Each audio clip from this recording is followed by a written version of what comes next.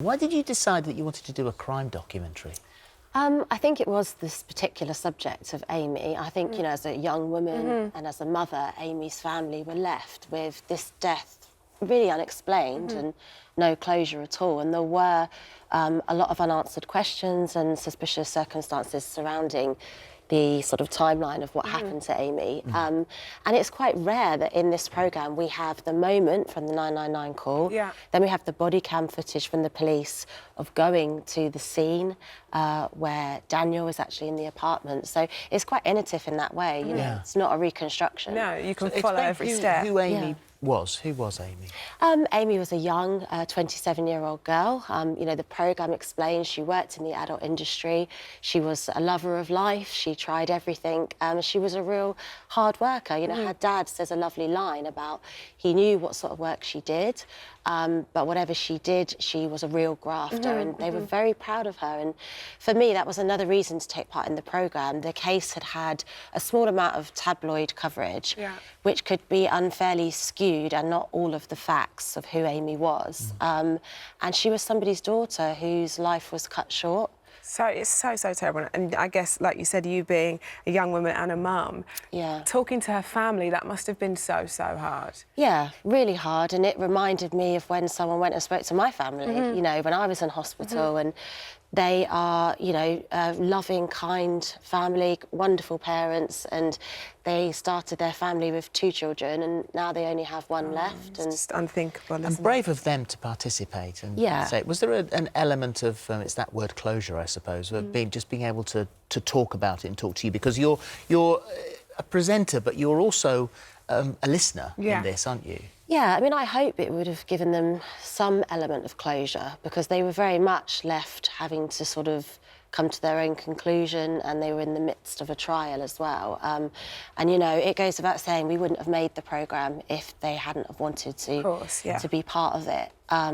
So they're very courageous, because, you know, bereavement and grief is quite a personal, private thing for lots of people. And it was hard, because I thought, right, I'm there just to present the facts. But I did feel quite emotional, because for lots of different reasons, you know, but obviously it wouldn't be helpful for me to turn up and start crying when they're being so strong, you know. And I imagine doing, you know, this sort of thing, it must stay with you for quite a long time afterwards. Yeah, I have. I mean, I never met Aimee, but I have sort of thought about her a lot, and I've wanted this to really represent her in the right way and in a fair way. So, yeah, I mean, I hope the programme gives the family what will sort of help them move forward. Well, that's the death of Aimee Spencer. It's tomorrow at 9 on ITV. And as the police would probably say, there's a pattern emerging here, because you're also on Famous and Fighting Crime. Yeah, it's a bit different. This is so different for you. It's Monday at 9 on Channel 4. And so you say this was quite life-changing, because you are fully immersed in police work. Yeah, because the title sounds a bit frivolous, doesn't it? Yeah, it does. Really. It does, yeah. But it was full on. You know, we did. I did all the night shifts, so you start at 3 p.m. and you finish at 7 a.m. So that was like when all the action would happen on the night. Are you trained as specials? Yeah, you train as specials up in Kent in Gravesend, which the training was actually worse than any of the police work we undertook, which I think was good, because you were trained for all eventualities. You're prepared for the worst. Yeah, so... I guess even doing, like you say, the night shifts must give you a whole sort of new appreciation for the forces, right? What they go through, the abuse they take on, and the specials don't get paid, you know, so they do a normal job, say, in the daytime, and then they go to work for free, and it's quite traumatic, it's quite aggressive and violent, and it's always unknown, because it's just, you know, I did a bit of CID work where I knew what we were going into, and I did a lot of 999 response.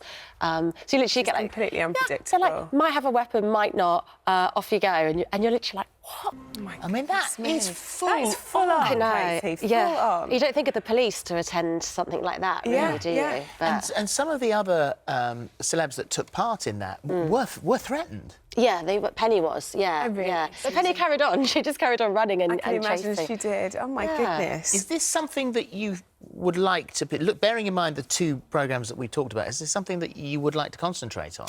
Yeah, I think it's something that I have a passion for and an interest, and especially with the police work, I think it's really hard in, you know, current climate. Everyone blames the police for lots of things, and they share the same frustrations as the public, and some of the problems lie politically with cuts, with the CPS, with lenient sentencing, and actually the police are as angry as the public. And hopefully you'll see this in the programme, you know, the kind of red tape and the restrictions that they work under. Well, you're a very busy lady.